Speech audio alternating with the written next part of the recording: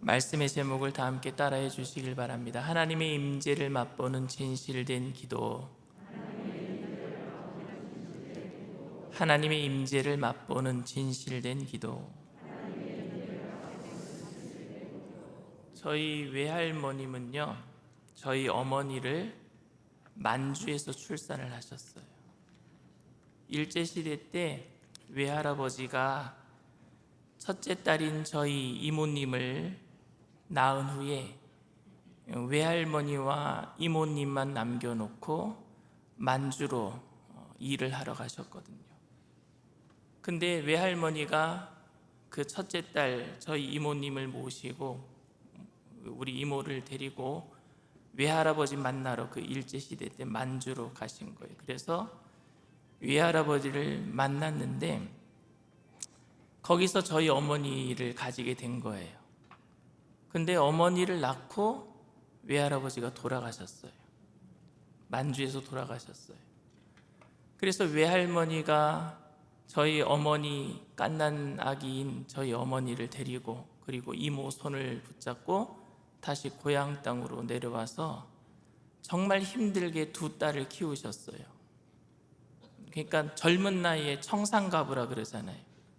그 두 딸을 그렇게 힘들게 키우셨는데 첫째 딸인 이모님을 이제 그래서 힘들게 키워서 좋은 집에 시집 보낸다고 당시 가수원도 하시고 농사도 크게 하는 그런 집에 시집을 보냈는데 시집을 보내고 났더니 알고 봤더니 그 집이 남묘호랑객교예요. 남묘호랑객교가 뭔지 아세요, 여러분? 일제시대 때 들어온 최고의 악신. 아침에 일어나면 저도 그 집에 가봤는데 그 집에 6명이 이종사촌 형제들이 저랑 이종사촌 형제들이 사는데 아침 새벽같이 4시면 일어나요. 그래서 저 맨 끝방에 그 기역자로 된 집인데 저 맨 끝방에 신전이 있어요.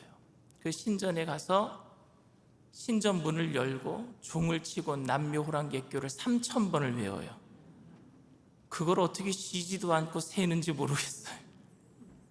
그런 집에 시집을 간 거예요. 그랬더니 외할머니가 얼마나 그것 때문에 마음을 아파하셨는지 부잣집에 시집 보낸다는 게 남묘호랑객교 집에 시집을 보내서 그래서 제 기억으로는 저희 외할머니가 그 이후로부터 교회 옆에다가 집을 얻어서 새벽종을 계속 치셨어요.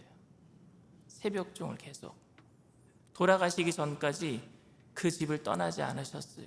교회 옆에다 계속 새벽 예배를 드리고 새벽종을 치셨는데 그것 때문에 저희 집에서 어머니와 아버지가 그 이종 사촌 집안 그리고 이모님 집안을 구원하기 위해서 가정 예배를 드리기 시작한 거예요. 제가 기억하기로는 6살, 5살 때부터 가정 예배를 드리기 시작했는데 가정 예배를 드릴 때마다 늘 기도했던 것이 이모님 가정의 구원을 위해서 한 40여 년간을 그렇게 예배를 꾸준히 드렸던 것 같아요. 그런데 정말로 한결같이 예배를 드리면서 이모님 가정의 구원을 위해서 이종사촌들 구원을 위해서 그렇게 기도했는데 정말로 하나님께서 우리의 기도를 들으시고 지금 이종사촌들이 지금 기독교로 개종을 하고 할렐루야, 주님께 영광의 박수 올려드립니다. 그 이종사촌 누나 중에 가장 큰 누님은 지금 집사님이 되셨어요. 권사님이 되셨나 보다.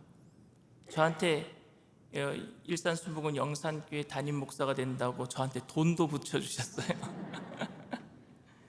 그런데 여러분, 저희 가정이 40년간 한결같이 기도했더니 그 가정이 구원받았다라고 말하는 것이 여러분 맞는 말이겠습니까?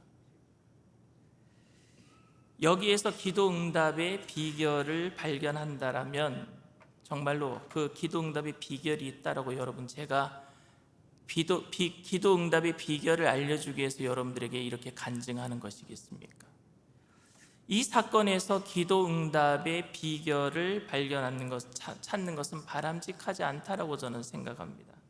40년간 기도했더니 응답되었다라고 고백하는 것은 조금 위험한 말이기도 합니다. 예를 들어서 땅 밟기를 했더니, 창문을 열어놓고 하루에 3번씩 예루살렘을 향해서 기도했더니, 40년 동안 기도했더니 라고 하는 것은 간절한 표현이기는 하지만 이런 행위 자체는 여러분 미신적인 요소가 될 수 있습니다. 그리고 어떤 응답받는 공식을 만들어내는 것은 여러분 잘못된 것입니다. 사실 기도에는요, 그 어떤 공식도 없습니다. 기도 응답은 그 상황과 그 시간과 그곳에 있는 사람의 간절함이 케이스마다 다 틀리기 때문에 그래요. 다 다르기 때문에 그렇습니다. 그러니까 기도에는 그 어떤 공식도 없습니다. 많은 사람들이 성경의 기도 방법대로 기도하고, 그래서 만약에 다 그 방법대로 응답받는다고 한다면은 여러분, 우리가 지금 기도 응답받지 못할 제목이 뭐가 있겠습니까? 우리가 방법대로 그대로 기도하잖아요. 응답받는 대로 21일 작정, 40일 작정. 그런데 왜 우리는 기도 응답받지 못합니까? 어떤 사람들은 기도 응답 받기도 해요. 그런데 우리는 왜 기도 응답 받지 못합니까? 하나님은 우리를 공식으로 대하지 아니하시고 하나님 우리를 인격적으로 대해 주실 줄 믿습니다. 하나님 우리를 인격적으로 만나 주셔요. 공식 방정식 공식에 대입해서 하나님 만나는 게 아니란 말입니다. 예를 들어서 저희 첫째 아들이 아침에 일어나자마자 저에게 달려와서 아빠, 저는 아빠의 아들이 된 것이 너무 자랑스럽습니다. 저희 아빠가 되어주신 것이 너무 감사합니다. 존경스럽습니다. 이렇게 얘기를 해서 제가 너무 큰 감동을 했어요. 그래서 그 아이에게 10,000원짜리 용돈을 한 장 줬습니다. 근데 그 아들이 그 다음날부터 맨날 아침에 와서 공식적으로 저에게 대합니다. 아빠, 나는 아빠의 아들이 된 것이 너무 자랑스러워요. 그러면 제가 기분이 좋겠습니까? 이놈 봐라, 이렇게 말해서 나한테 계속 10,000원을 타가려고 하네. 저는 굉장히 섭섭할 거예요, 만약에 그렇게 저를 공식적으로 대한다면. 그리고 저희 가정이 40년간 예배를 드리며 기도했기 때문에 이모님 가정이 구원받은 것이 아니라는 것입니다. 모든 것이 여러분 우리의 간절함보다 더 앞서시고 더 큰 간절함을 갖고 계신 분인데, 그분이 우리 하나님의 원하심이신 줄 믿습니다. 하나님의 선하심과 하나님의 원하심은 우리의 간절함보다 항상 앞서 계셔요. 항상 크신 줄 믿습니다. 그리고 내가 기도해서 하나님의 뜻을 바꾸고 내 마음의 소원을 이룰 수 있다는 것은 건강한 신앙 상태는 아닙니다. 그런데 내가 하나님의 뜻을 돌이켜서 내가 하나님의 뜻을 바꿀 수 있다라고 만들었던 성경 구절이 뭐냐면요, 히스기야의 기도예요. 그렇죠? 히스기야 기도를 생각합니다. 히스기야가 눈물로 기도했더니 하나님이 감동하셔서 당장 죽을 사람을 15년간 생명 연장을 해줬다. 우리는 이렇게 생각합니다. 역대하 20장 5절 말씀입니다. 너는 돌아가서 내 백성의 주권자 히스기야에게 이르기를, 왕의 조상 다윗의 하나님 야훼의 말씀이 내가 내 기도를 들었고 내 눈물을 보았노라. 내가 너를 낫게 하리니 내가 3일 만에 야훼의 성전에 올라가겠고. 히스기야가 죽을 병에 걸리게 되었는데 기도함으로 인해서 이사야를 통해서, 이사야 선지자를 통해서 15년간 생명 연장을 받게 된다라는 말씀입니다. 이 말씀으로 인해서 히스기야가 기도함으로 하나님의 뜻을 돌이켜 15년 생명 연장을 받았으므로 우리들도 기도하면은, 간절히 기도하면 죽겠다라고 만약 하나님께 그냥 죽을 둥 살 둥 기도하면은 하나님이 뜻을 돌이켜서, 그래서 하나님이 우리의 기도 위에 응답 주신다, 이렇게 생각한단 말입니다. 근데 만약에 우리가 기도해서 하나님의 뜻을 바꾸었다라고 생각한다면 하나님의 신실하심과 하나님의 전지전능하심이 저는 의문을 가질 수밖에 없습니다. 하나님이 미리 뜻을 정해 놓으셨잖아요. 전지하신 분이 우리의 모든 미래를 다 알고 계시기 때문에 그 모든 뜻을 다 정해 놓으셨는데 그 뜻을 바꾸신다고요? 그럼 하나님이 전지하신 하나님이 아니게 됩니다. 하나님의 뜻을 바꾸게 되면. 여러분, 이 히스기야의 기도는 히스기야의 교만과 하나님의 신실하심을 나타내기 위함이에요. 히스기야의 교만을 물리치시고 하나님의 신실하심을 나타내기 위함이었단 말입니다. 이 기도가 응답된 게 언제 기도가 응답된 줄 아십니까? 이사야가 너는 죽을 거야, 이제 죽을 거야 라고 이사야 선지자가 히스기야에게 하나님께서 이제 너는 오늘 죽을 거라고 얘기한 다음에 나가는데, 성문을 나가기 전에 하나님이 또 응답하셔요. 너 돌아가서 히스기야에게 15년간 생명 연장해 주라. 그 시간이 10분에서 15분, 20분도 안 걸립니다. 그 기간이. 히스기야는요 15분에서 한 20분 정도밖에 기도 안 했어요. 이사야에게 너 오늘 죽는다라는 말을 듣고 이사야가 성문을 빠져나가는 시간이 10분에서 15분 정도밖에 안 걸렸다니까요. 한번 읽어보실래요? 열왕기하 20장 1절에서 6절 말씀입니다. 그때에 히스기야가 병들어 죽게 되매 아모스의 아들 선지자 이사야가 그에게 나와서 그에게 이르되 야훼의 말씀이 너는 집을 정리하라. 내가 죽고 살지 못하리라 하셨나이다.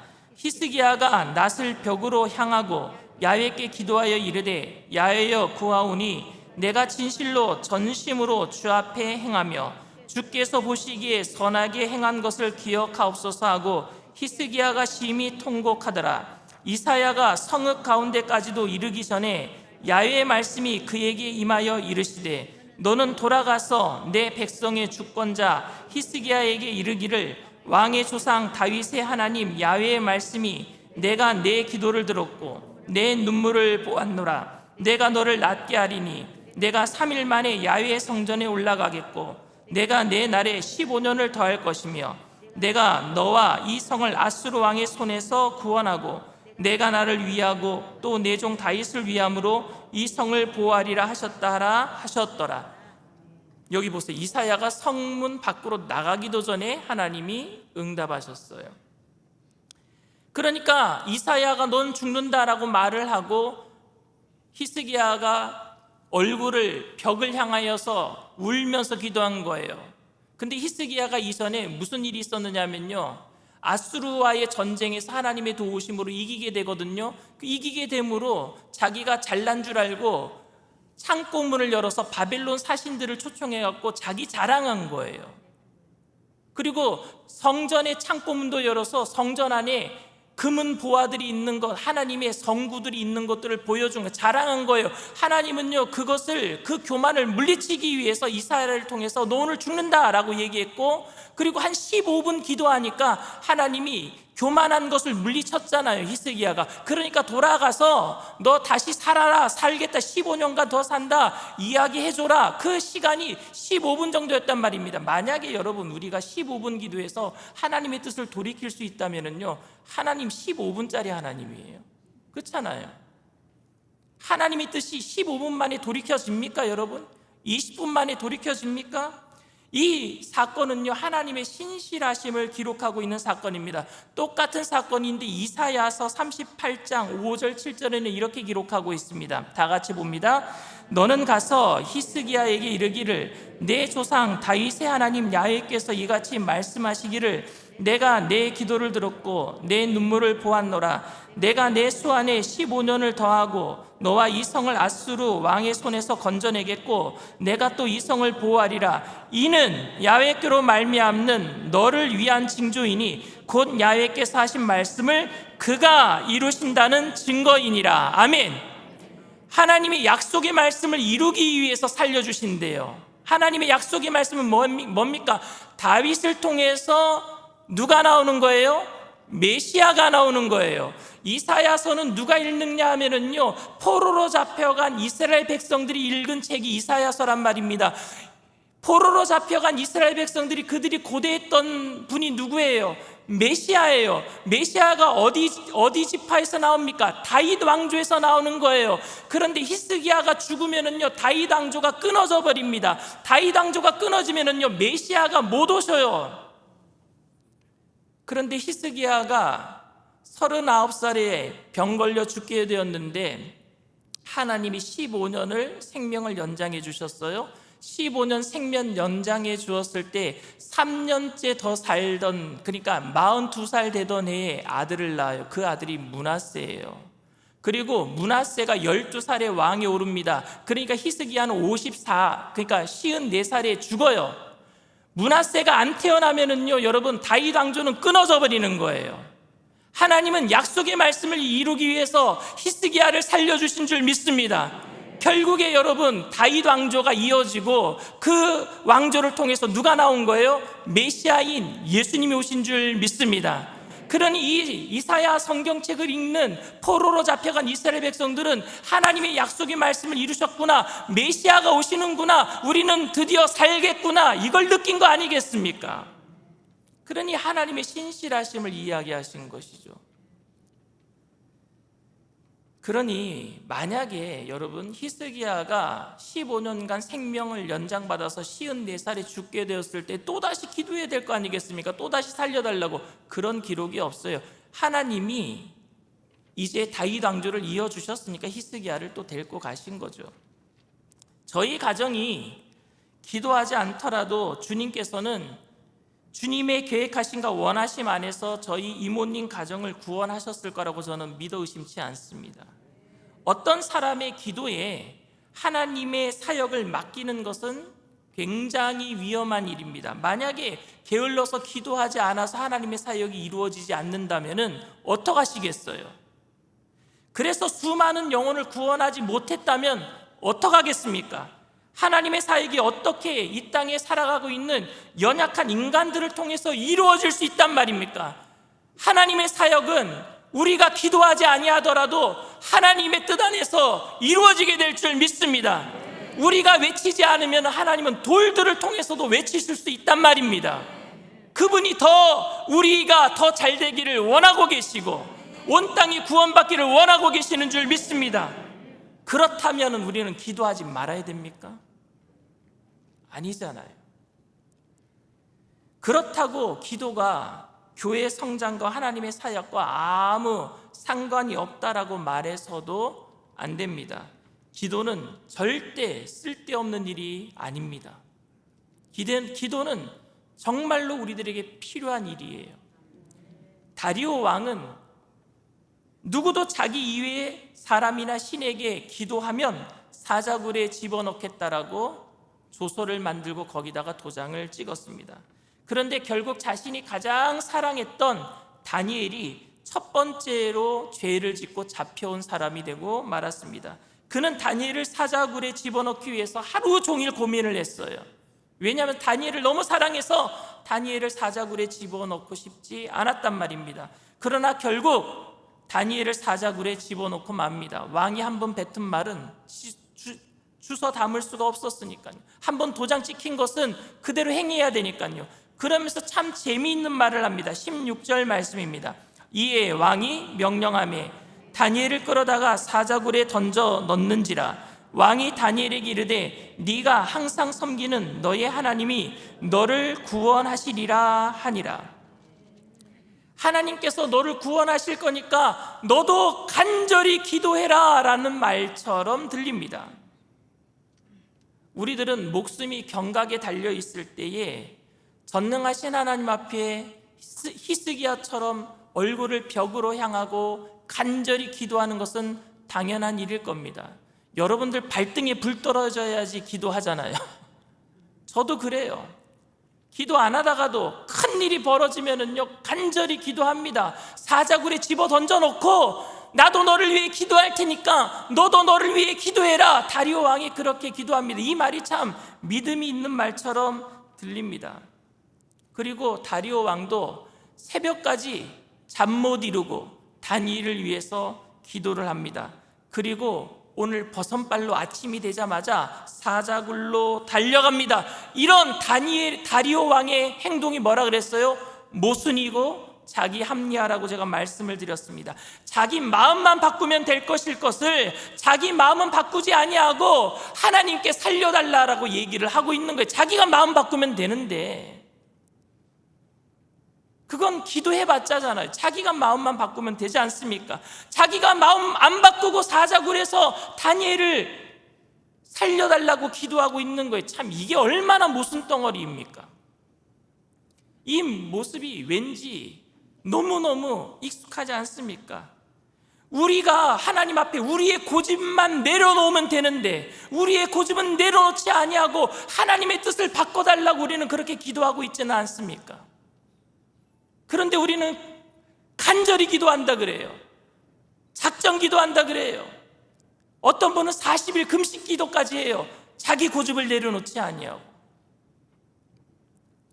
그의 반대에서 다니엘이 궁극적으로 원했던 것은 사자굴에 들어가지 않는 것도 아니었습니다. 사자굴에 들어가는 것이 그의 궁극적인 목적이 아니었다면 그는 기도를 잠깐 쉬면 되는 거예요. 아니면 숨어서 기도하면 되는 거예요. 그런데 그는 고백적인 기도를 했단 말입니다. 다리오는 왕이 아니라, 다리오는 신이 아니라 하나님만이 참 신이다 고백하기 위해서, 그들에게 보여주기 위해서 문을 열어놓고 기도했단 말입니다. 만약에 사자굴에 던져지기 싫었다면요, 숨어서 기도하면 되는 거예요. 그런데 이미 기도를 했다는 건 뭐예요? 죽기를 각오했다라는 거예요. 죽기를 각오했어요. 그런데 분명 다니엘도 사자굴에 던져질 때에 겁나고 무서웠을 겁니다. 사자굴에 집어 던져질 때 겁이 안 나는 사람이 어디 있겠습니까? 죽음 앞에 겁이 안 나는 사람이 어디 있겠습니까? 다리오 왕이 신이 아니다라고 기도할 때 다니엘도 겁은 났을 거예요. 죽음을 각오했을 때 겁은 났을 겁니다. 그런데 사자굴에 집어 던져졌어요. 그리고 새벽이 되었고 아침이 되었습니다. 그때 다리오 왕이 달려와서 다니엘의 안부를 물어요. 22절 말씀입니다. 나의 하나님이 이미 그의 천사를 보내어 사자들의 입을 봉하셨으므로 사자들이 나를 상해하지 못하였사오니 이는 나의 무죄함이 그 앞에 명백함이오며 또 왕이여 나는 왕에게도 해를 끼치지 아니하였나이다 하니라. 사람들은 고난받을 때에 어떤 생각을 하느냐, 이게 내 죄 때문인가 이런 생각을 합니다. 다니엘도 하나님 앞에 의인은 없나니 하나도 없으니까 자기가 기도하는 사람이고 하나님의 뜻대로 살아가는 사람이지만 알고 지은 죄, 모르고 지은 죄, 생각으로 지은 죄, 행동으로 지은 죄가 있었을 거예요. 그리고 사자굴에 던져졌을 때 아마 분명히 내 죄 때문인가, 하나님이 이것 때문에 나를 징계하시는가, 이방 사람들을 통해서 나를 징계하시는가 하는 마음이 분명히 들었을 겁니다. 그럼에도 불구하고 다니엘은 그 순간에도 다리오는 신이 아님을 알리고 싶었어요. 하나님만이 참 하나님이심을 알리고 싶었어요. 그런데 그 사자굴에 던져졌을 때 누구를 만났을까요? 천사들을 통해서 사자의 입을 봉하신 하나님을 만난 것 아니겠습니까? 하나님을 만나면은요, 인간들은 그 하나님 앞에 꼭 하는 일이 있습니다. 화로다, 망하게 되었도다. 나는 죄인으로서 하나님, 거룩하신 하나님을 배웠사오니 나는 죽게 되었구나. 이 고백을 누가 한 줄 아십니까? 이사야 선지자가 했어요. 하나님을 배웠을 때 하나님을 만난 사람들은 다 죽게 되었습니다 고백을 해. 왜? 거룩하신 하나님을 죄 많은 인간이 만났으니. 다니엘은요, 그 글 속에서 누굴 만난 거예요? 하나님을 만났어요. 죄 많은 자기 인생을 본 거예요. 하나님, 내가 잘못한 게 너무나 많군요. 내가 하나님을 위해서 죽겠다라고 각오한 나이지만 그럼에도 불구하고 하나님을 만나니까 내게 죄가 이렇게 많은지 내가 이제 알게 되었습니다. 그런데 하나님은요, 제단 숯불로 이사야의 입을 찢어주셨듯이 그게 정결의식이에요. 마찬가지로 다니엘에게 용서를 베풀어 주시는 거예요. 하나님은 오늘도 우리를 용서해 주시는 좋으신 하나님이신 줄 믿습니다. 그 앞에 죄인으로 서 있는 우리들을 의롭게 하신단 말입니다. 예수 그리스도의 의의 옷을 입혀주신단 말입니다.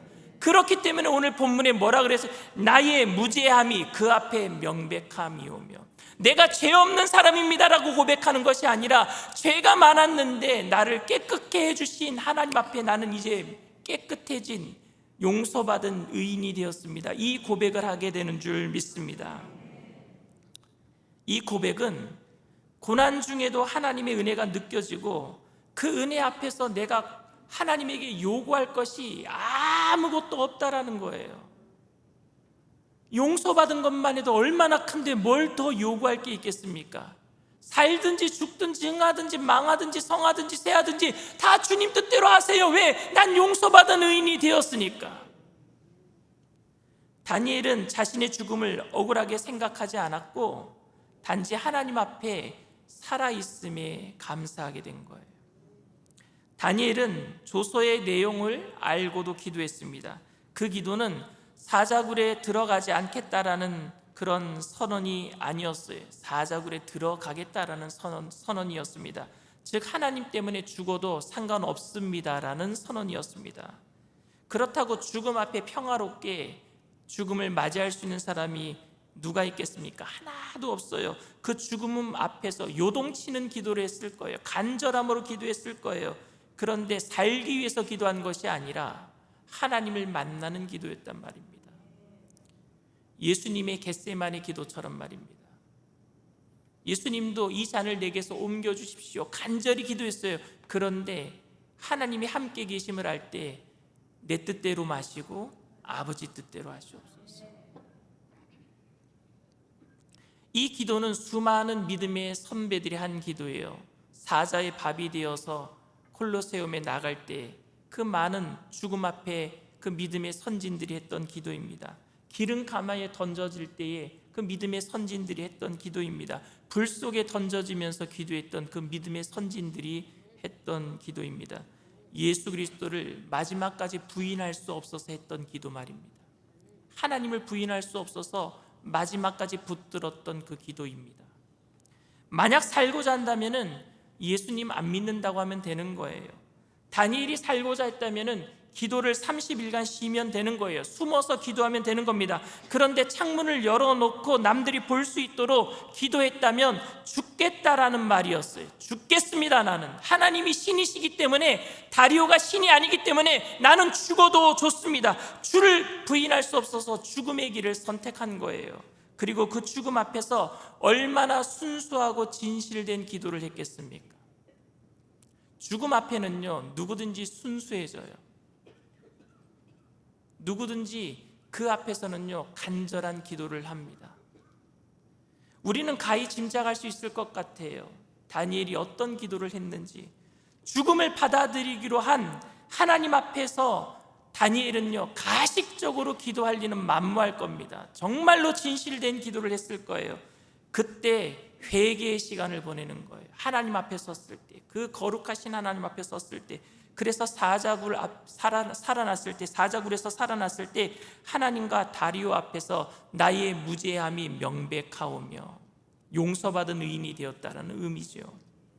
단순히 죽으면 안 되는데 살아나서 기쁜 것이 아니라 죽음의 순간에도 하나님을 경험했기 때문에 더 기뻐한 줄 믿습니다.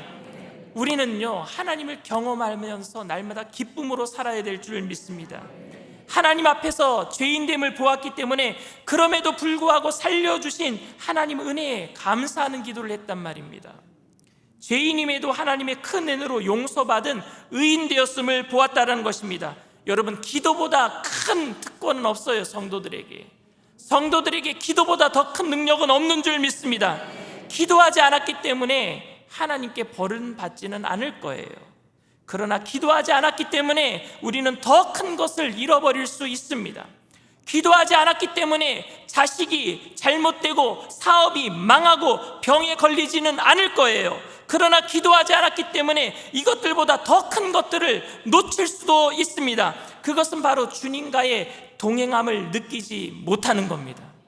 기도하지 못한다면 주님과의 동행을 느끼지 못한다는 말입니다. 죽음의 순간에도 다니엘은 그 순수한 기도를 통해서 하나님의 동행하심을 느꼈어요. 기도 응답을 가장 많이 받은 사람이 누군 줄 아세요, 여러분? 조지 뮬러 목사님. 5만 번의 기도로 응답을 받았대요. 5만 번의 기도. 근데 우리는 조지 뮬러 목사님의 5만 번의 기도 응답 중에서 기도 응답의 방식을 배우려고 그래요. 어떻게 기도하면 응답을 저렇게 5만 번이나 받을 수 있을까?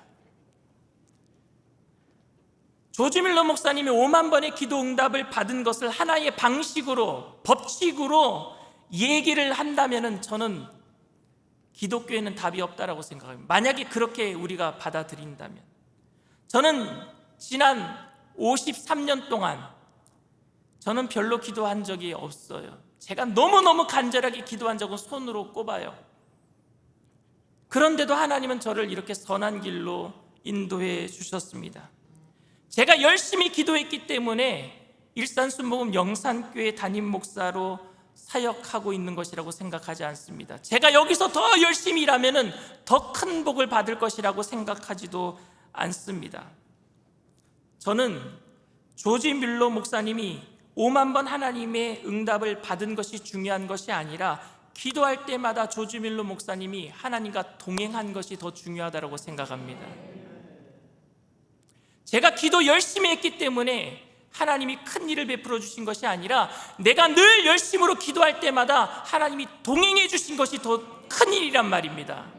우리 앞에 기적이 일어난 것보다 내가 기도할 때마다 하나님이 나와 동행해 주신 사건, 하나님 앞에 내가 죄인인 것을 알고 온유하고 겸손하게 예수님으로 인해서 기뻐하는 그 구원에 대한 감격이 우리 안에 날마다 넘쳐나야 될 줄 믿습니다.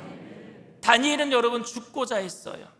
그런데 기도하면서 하나님께서 함께 하심을 알게 되었습니다. 그리고 그 하나님 앞에 하나님의 함께 하심 속에서 자신의 죄악의 모든 것들이 낱낱이 드러난 것을 주님께 고백했을 때 죄송한 마음이 들었어요. 그런데 하나님은 그를 용서하시고 그 모든 것들 앞에서 그 죄악을 씻어주시고 명백하게 해주셨다고 오늘 다니엘은 이야기합니다. 기도는 기도하는 사람이 모든 곳에서 하나님의 동행을 맛보는 것인 줄 믿습니다. 다니엘은 자신의 생사가 판가름 나는 곳에서 하나님의 임재를 맛보았어요. 간절한 진실된 기도를 통해서 말입니다. 기도의 능력은 자신의 잘못을 인정하지 않고 자신의 요구만 관철시키려고 하는 다리오 같은 기도는 들어주지 않습니다. 여러분, 다리오는 자신의 잘못, 도장을 찍고도 잘못을 뉘우치지 아니하고 다니엘만 구원해달라고 기도했어요. 그런 기도하지 마세요. 우리의 욕심을 내려놓게 되기를 원합니다. 우리의 잘못을 내려놓게 되기를 원합니다. 우리의 오류들을 다 내려놔야 돼요. 내 요구만 관철하는 기도가 아니라 죽어도 하나님을 부인할 수 없어서 죽음 앞에서 진실하게 설게 될 때에 우리를 혼자 내버려 두지 않으시고 그곳에서도 함께 해주시는 하나님의 임재 앞에 하나님의 은혜를 맛보는 진정한 기도의 능력을 저와 여러분 모두 다 체험하게 되시기를 주님의 이름으로 축원을 드립니다.